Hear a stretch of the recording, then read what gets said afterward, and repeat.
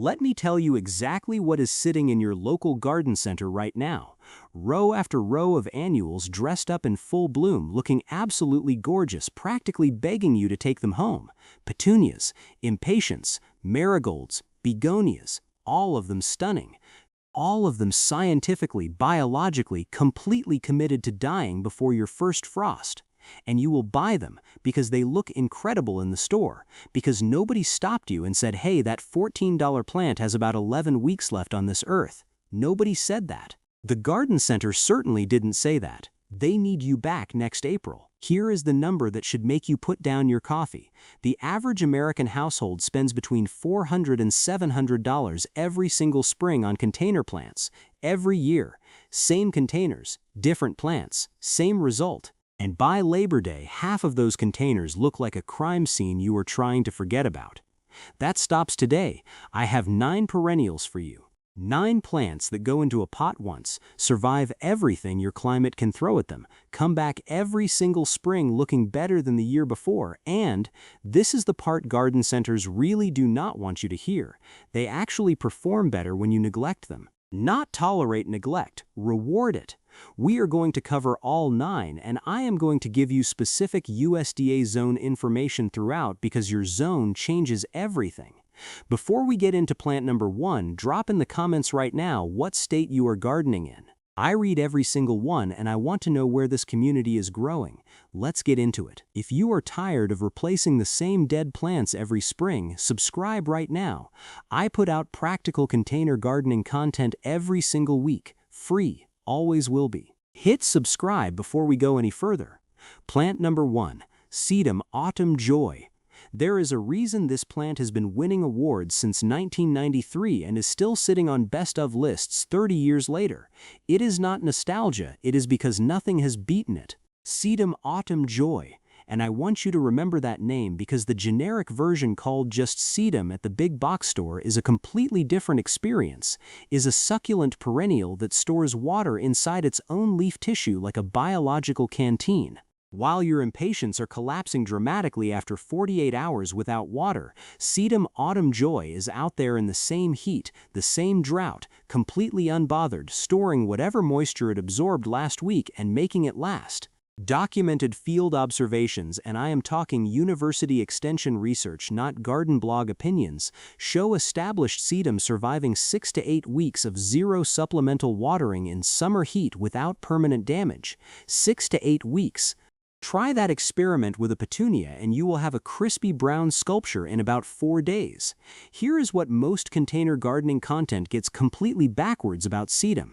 People treat it like a regular plant. They use rich potting mix, they fertilize it every few weeks. They water it on a schedule, and then they wonder why it looks floppy, pale, and structurally disappointing. Sedum evolved in rocky, nutrient-poor Mediterranean hillsides where the soil is essentially an afterthought. When you put it in rich, heavily fertilized soil, it grows tall, soft, and weak. The stems cannot support themselves, it flops, it looks terrible, and people blame the plant. Put that same sedum in lean soil with excellent drainage and neglect it completely, and it becomes compact, architectural, deeply colored, and absolutely stunning. The neglect is not the problem. The neglect is the technique. For container varieties, Autumn Joy is the classic for good reason. Those flat-topped flower clusters start dusty pink in late summer, deepen to salmon, and finish as rich copper red by November, then hold their dried structure through winter as genuine architectural interest. Dragon's Blood is a low-growing variety with vivid red foliage that intensifies as temperatures drop and fall, perfect for smaller pots and window boxes. Matrona has burgundy stems and dusty pink flowers that look like they were designed by someone charging several $100s per hour. Zone information: USDA zones 3 through 9. That covers Maine, the entire Midwest, the Pacific Northwest, the South, and most mountain states. In zones 9 and 10, give it afternoon shade during peak summer heat. In Zone 3, the pot itself might need to move against a protected wall before the hardest freezes. The plant survives, but the container's thermal mass needs help at extreme temperatures. Watering, deep and thorough once when you plant it, then once every 2 to 3 weeks through summer. When fall arrives, stop watering entirely. The fall color show it produces in exchange for that complete neglect is the best thing in your container garden all year. Plant number 2, lavender. Lavender is misunderstood on a scale that genuinely staggers me. People kill it constantly. They water it religiously. They put it in moisture-retaining potting mix. They tuck a saucer underneath the container to catch drainage. They fertilize it for lush growth. And then they are confused when it rots, turns gray, goes woody, and dies.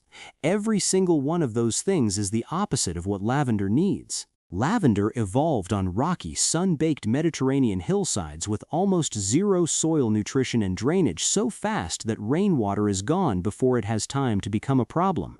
The potting mix most people reach for automatically, that soft, fluffy, moisture-retaining standard mix, is lavender's primary cause of death in containers. You are not helping it, you are drowning it slowly. The fix is genuinely simple. Before you plant lavender in any container, mix your standard potting mix with 1/3 coarse perlite or horticultural grit. Use a container with a minimum of 3 drainage holes. Remove any saucer underneath it permanently. Those 2 changes, adjusted soil mix and no saucer, make lavender almost bulletproof in containers. That is it. That is the whole secret. 2 changes that cost nothing and take 5 minutes. Never fertilize lavender in containers, not once, not at half dose, not with the gentle organic stuff. Never.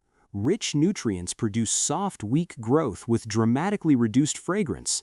The essential oil concentration that creates lavender's scent and its natural insect-repelling properties actually increases when the plant is running slightly lean. Neglect is not acceptable with lavender. It is the correct and scientifically supported technique. For varieties, Hidcote is compact deep purple and the most cold-hardy English lavender available, surviving comfortably down to Zone 5.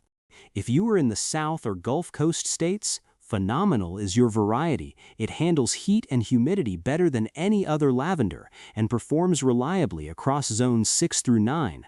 If fragrance is your absolute priority, Grosso has a higher essential oil concentration than almost any other variety and blooms continuously from June through August.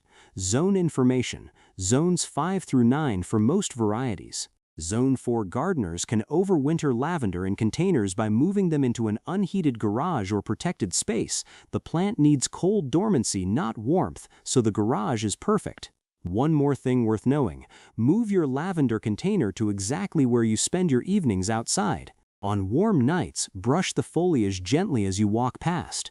The oils release immediately.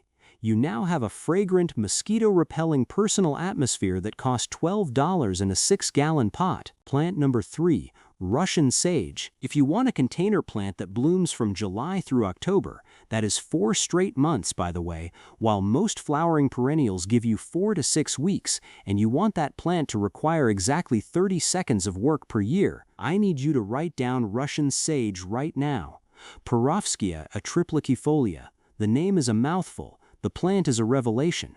Russian sage produces airy spires of tiny lavender blue flowers on silver-white stems from midsummer through frost. The overall effect is a luminous, almost iridescent cloud of blue that moves in the slightest breeze and catches late afternoon light in a way that photographs cannot fully capture. 4 months of that, in a container, from a plant that is actively requesting you leave it alone. No pest pressure whatsoever. Deer avoid it completely. The aromatic foliage repels insects naturally, and after blooming ends, the silver architectural stem structure provides genuine winter interest when every other container on your street looks bare, empty, and slightly depressing. Here is the fact that most container gardening content never mentions about Russian sage. It actually looks better in a container than it does in the ground. The confined root system encourages more compact, upright growth than open soil allows. You are not compromising this plant by putting it in a pot. You are improving it. The container is an upgrade, not a compromise. The complete annual maintenance for Russian sage in containers is this: cut it back to 6 inches in late February or very early March. That is it. 30 seconds of work. One task, once per year. In return, it comes back fuller and more floriferous than the season before. Zone information: zones 4 through 9. In Zone 4 specifically, move the container against a south-facing protected wall before hard freeze. In zones 8 and 9, it may behave as semi-evergreen, keeping its silver stem structure through mild winters and giving you year-round container interest without any additional effort on your part. Plant it in your leanest, poorest potting mix. Do not amend it. Do not fertilize it. Rich soil produces floppy, weak, disappointing Russian sage. Poor soil produces the 4-foot architectural specimens you see in professional garden photography. Plant number 4, Catmint Walker's Low. I want to compare two plants for you. This comparison is going to make you feel something between enlightened and genuinely annoyed. Plant A, Petunias, the best-selling container plant in America. Require deadheading every 2 to 3 days or they stop blooming. Need weekly fertilizing or they decline. Must be replaced completely every single year. Produce about 6 to 8 weeks of peak color if you do everything right. Plant B, Catmint Walker's Low. Blooms from May through October with 1 mid-season trim, no fertilizer needed. Comes back every single year, stronger and fuller than before. Produces 6 months of continuous blue-purple flower clouds over gray-green aromatic foliage that smells incredible and naturally deters most biting insects. The only reason more American gardeners are not growing catmint in containers instead of petunias is that garden centers make significantly more money selling you petunias every year. That is the honest answer. That is the complete answer. Catmint Walker's Low, and specify the variety when you buy it because straight catmint and Walker's Low are noticeably different in performance, blooms in 2 complete waves. The first flush runs from May through early July. When that flush starts looking tired, cut the entire plant back by half. It looks severe for about 10 days. Then it comes back with a second flush that is often heavier than the first, carrying through September and into October. 2 complete bloom seasons from one plant in 1 year at no additional cost. Most gardeners skip that cut. They feel bad about it, it looks harsh, and they lose 6 to 8 weeks of color every single summer without understanding why their catmint underperformed. Now you know. Do not skip the cut. Butterflies are strongly attracted. Bees work it constantly. The aromatic foliage releases a pleasant herbal scent when brushed that most biting insects, the ones hovering around your ankles while you are trying to enjoy your patio, find deeply unpleasant. Zone information. Zones 3 through 8, fully cold hardy with no protection needed. In zones 8 and 9, afternoon shade prevents foliage from burning in extreme heat, but the plant performs reliably across the entire growing season. Water. Once established, once per week during peak summer heat. That is it. Plant number 5, Hosta Suman Substance. I want to address the single most common Hosta misconception in container gardening, and I want to address it permanently.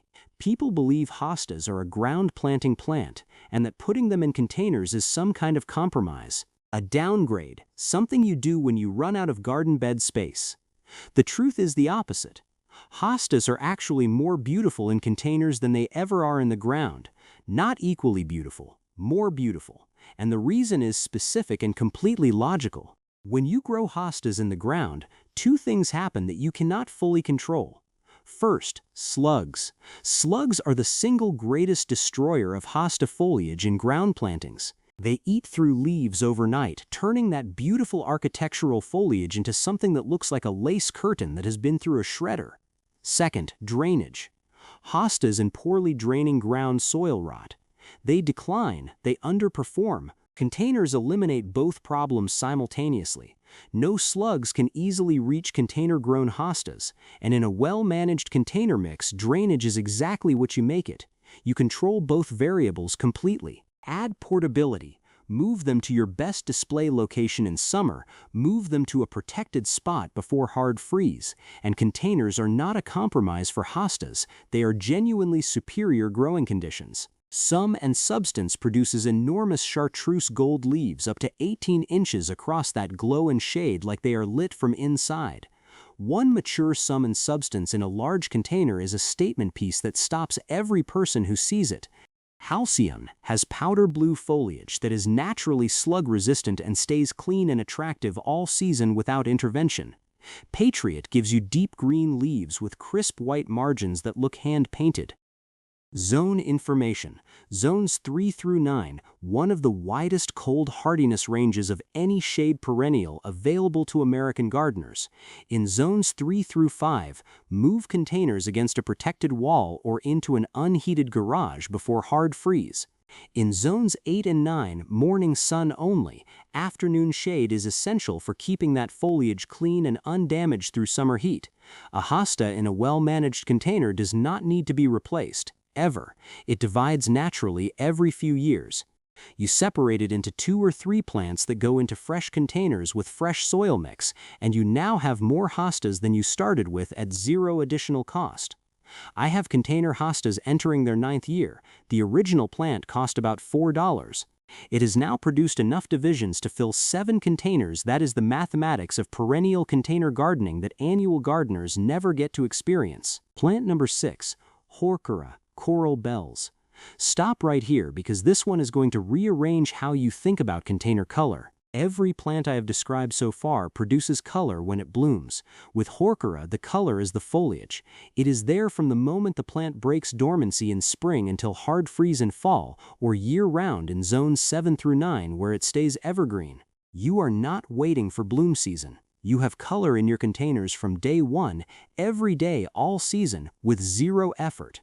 And the color range of Heuchera is more varied than almost any flowering plant you can name. Burgundy, silver, lime green, caramel, orange, near black, deep bronze, warm amber. You can build entire container arrangements using only Heuchera varieties and achieve color combinations that look professionally designed. Palace purple produces deep burgundy leaves that appear almost black in certain light, one of the most dramatic foliage effects available in container gardening anywhere. Lime Ricky is electric chartreuse that illuminates shady corners the way no other plant can. Caramel produces warm amber orange tones that shift slightly throughout the season, looking genuinely different every month from April through October. Here is the care mistake that cost most Heuchera growers their best results.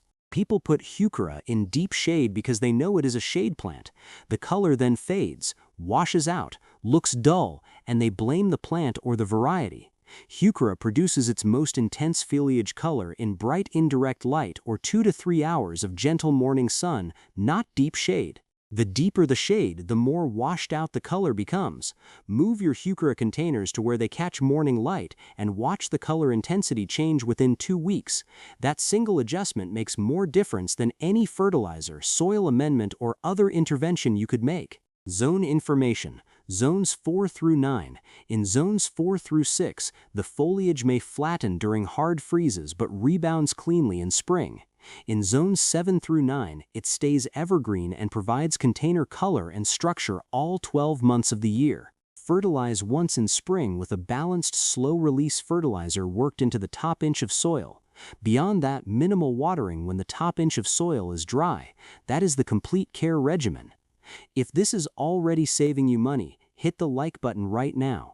It tells YouTube this information is worth showing to other gardeners who are still wasting hundreds of dollars every April on plants that won't survive August. One tap. Do it now. Plant number 7.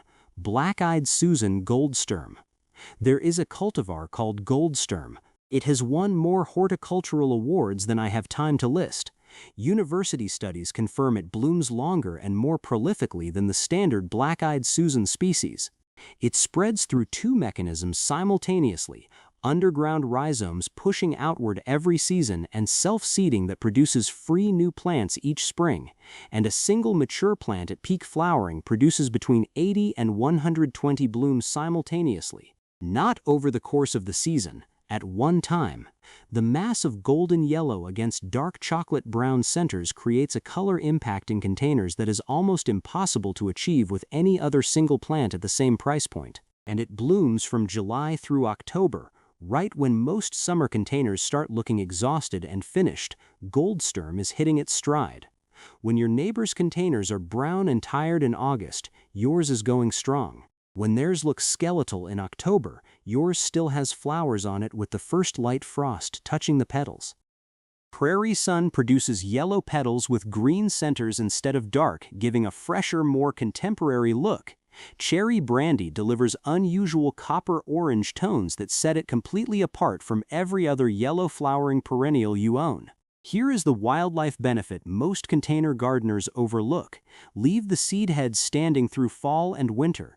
Do not cut them in your autumn cleanup. I know the instinct is to tidy everything, and I know it is strong, but resist it. Goldfinches, chickadees, and housefinches feed actively on those seed heads from October straight through February. Your container becomes a wildlife feeding station that costs nothing to operate after the first season. Zone information, zones 3 through 9. In zones 8 and 9, afternoon shade extends the bloom window and prevents heat stress during the most brutal weeks of July and August. A plant you buy this spring will be more impressive next summer and even more impressive the summer after that. The root system strengthens over winter and produces more flowering stems each successive season. You are not just buying a plant, you are making a compounding investment in your container garden. Plant number 8, Coneflower, Echinacea. Native plant, medicinal history going back centuries. Blooms for 4 months, seeds to feed birds through winter. Attracts monarchs, swallowtails, goldfinches, and bumblebees simultaneously. Survives in soil that would kill most other flowering plants outright, virtually indestructible in containers. Coneflower does more for your container garden than any other single plant on this list. Echinacea produces those distinctive daisy-like flowers with swept-back petals surrounding a raised dome-shaped center that gets more architecturally interesting as the season progresses. The petal colors available today go far beyond the original purple, warm orange, deep red, soft pink, pure white, golden yellow, and rich magenta. Every color works because that raised central cone gives every variety the same unmistakable silhouette that reads clearly from a distance. Magnus Purple is the classic, larger flower heads than the wild species, more upright habit, incredibly reliable across American growing zones. White Swan is pure white with orange centers and slightly more shade-tolerant than purple varieties. Hot Papaya produces double orange-red flowers that are the most dramatically eye-catching modern variety available. Flowers from June through September with minimal deadheading required. Seed heads left standing through fall and winter are documented by the National Wildlife Federation as among the top 5 bird-feeding native plants in America. Goldfinches cling to those dried stems and feed through January and February when every other food source in your yard is gone. Self-seeds into surrounding containers. Let this happen. Those seedlings are free plants. Dig them up, pot them separately, give them to neighbors, trade them, fill new containers. Every seed head is a potential new plant that costs you nothing. Zone information, zones 3 through 9. In zones 4 and 5, place containers against a protected south-facing wall during the coldest weeks. In zones 7 through 9, bloom season can extend from late spring through November, giving you nearly 6 months of color. The care mistake that cost most coneflower growers their best results is cutting the plants down in fall cleanup. Leave the entire plant standing through winter. The stem structure protects the crown from the repeated freeze-thaw cycles that cause more perennial damage than cold temperatures alone. Cut back in late February or very early March after the worst of winter has passed but before new growth pushes up from the base. Plant number 9. Hellebore. This is the plant that proves container gardening does not stop when summer ends. While every other perennial you own is dormant, brown, and completely invisible from November through March, Hellebore is producing flowers, not leaf buds, not early shoots, actual complete, fully formed flowers, in snow, during frost, in conditions that have sent everything else into full biological shutdown. Hellebore blooms from December through April. That is the longest single bloom period of any perennial available to American gardeners. 5 months of flowers during the 5 months when most container gardens look like abandoned construction sites. The flowers come in white, pink, burgundy, yellow, soft lavender, and near black. And that near black variety is genuinely one of the most striking flowers available at any price point in container gardening. The evergreen foliage provides 12-month structure. Thick, deeply divided, glossy leaves that look architectural year-round without any intervention required from you. Ice and Roses Red produces deep burgundy flowers from December through March. Wedding Party has pure white double flowers blooming January through April. Penny's Pink delivers soft pink with darker veining, one of the most elegant Hellebore varieties on the American market. Most gardeners spend winter staring at empty containers, mentally calculating how many weeks until they can go back to the garden center. Hellebore gardeners spend winter looking at flowers. That difference in experience costs exactly the same amount of effort. Actually less, because Hellebores are asking almost nothing from you during those winter months. Zone information, zones 4 through 9. In zones 4 and 5, place containers against a protected south-facing wall during the coldest weeks, not into warm storage which disrupts their bloom cycle, but against a sheltered wall. In zones 7 through 9, bloom season extends from November through April, giving you 5 full months of winter flowers. One care note, Hellebores prefer morning sun and afternoon shade in most American climates. They dislike being moved once established. Choose your container location deliberately and commit to it. Do not repot them frequently. Leave them alone, water them occasionally, and watch them do something that no other perennial on this list can do. Bloom during the darkest, coldest months of the year when you need a reason to go outside and look at your garden the most. The 3 secrets that determine everything. You can plant every one of these 9 perennials in exactly the right zone, the right sun exposure, the right size container. You can do all of that with complete accuracy and still fail if you get these 3 things wrong. These are the mistakes that kill more container perennials than drought, cold, neglect, and bad luck combined. Secret number 1, drainage is everything. The number 1 killer of container perennials in America is not underwatering. It is not cold snaps. It is not missed fertilizing. It is overwatering combined with poor drainage. When roots sit in waterlogged soil, they cannot access oxygen, they suffocate, they rot, and by the time you see damage in the foliage, yellowing, wilting, browning at the edges, the root system is already severely compromised. At that point, most plants cannot recover. Here is the drainage standard every container needs to meet. Minimum of 3 half-inch drainage holes, a 2-inch layer of coarse gravel at the base before adding soil. Never, under any circumstances, a saucer under drought-tolerant perennials. Water should drain visibly and completely within 15 to 20 seconds of application. If it pools on the surface for longer than 30 seconds, your mix is too dense, your drainage is inadequate, and your roots are already at risk. This is not optional information. This is the foundation that everything else depends on. Secret number 2, container size determines performance. A perennial in a 10-inch container needs water every 1 to 2 days during summer heat. The same plant in a 16-inch container needs water every 3 to 4 days. The same plant in a 24-inch container needs water once or twice weekly. Minimum container size for every perennial on this list, 16 inches in diameter. Anything smaller defeats the entire purpose of low-maintenance container gardening. You have just created a high-maintenance situation by using an undersized pot.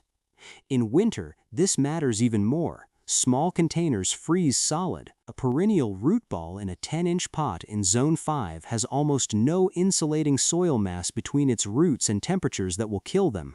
The same plant in a 24-inch container has enough thermal mass to protect the root system through temperatures that would destroy it in a smaller pot. Container size is not just about growth, it is about survival. Go bigger than you think you need. You will not regret it. Secret number 3, the soil mix that does half your work. Never use standard garden soil in containers. It is too dense, drains poorly, and compacts over time into something that suffocates roots. Never use the cheapest potting mix available. It is mostly bark, holds excessive moisture for too long, and breaks down within a single season into that same compacted, oxygen-poor mass that kills roots. The correct mix for virtually every perennial on this list is 50% quality potting mix, 30% coarse perlite, 20% compost. This combination drains well, holds enough moisture between watering sessions, and feeds slowly through the season without requiring synthetic fertilizer. Every spring, remove the top 2 inches of soil from each container and replace it with fresh compost mixed with slow-release granular fertilizer. 10 minutes per container, once per year. That is the complete annual soil maintenance program for every plant on this list. If you want to make it even simpler, do the spring compost top dress and nothing else. These plants will perform. The honest closing argument. Here is what I want to say directly before we wrap up. If you have spent the last several springs doing the same thing, going to the garden center in April, filling containers with beautiful annuals, watching them peak in June, decline in July, and die before Thanksgiving, then going back in April and doing it again, the problem was never your gardening skills. The problem was the plants you were choosing. Garden centers are businesses. They need repeat customers. Annuals create repeat customers. Perennials, particularly the 9 on this list, create container gardens that get better every year and require fewer and fewer trips to spend money. Those are not plants the garden center is going to put at eye level with a big promotional sign. You have to know to ask for them. Now you do. Here is your starting point if you are overwhelmed by the list.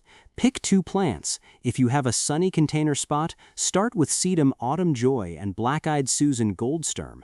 If your containers are in shade, start with Hosta Sum and Substance and Heuchera Palace Purple. Put them in 16-inch or larger containers with the proper drainage and soil mix. Water them through the first 4 weeks of establishment, then pull back. Watch them establish. Then come back next spring and look at what is already there, already growing, already preparing to bloom again, without you having spent a single dollar on replacements.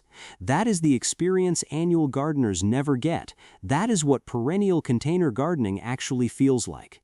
Tell me in the comments which 3 plants from this list you are putting in containers this season, and what state are you gardening in. Your zone matters, and the plants that perform best for you depend entirely on where you live. Drop it below. I read every comment. Now go plant something that comes back. Before you go, think of one person in your life who keeps losing plants every summer and thinks the problem is them. It is not them. Send them this video right now. No message needed, just the link. And if you are not subscribed yet, hit that button before YouTube buries this channel in your feed forever. Drop a comment below telling me which 2 plants you are starting with and what state you are in. Now go plant something permanent.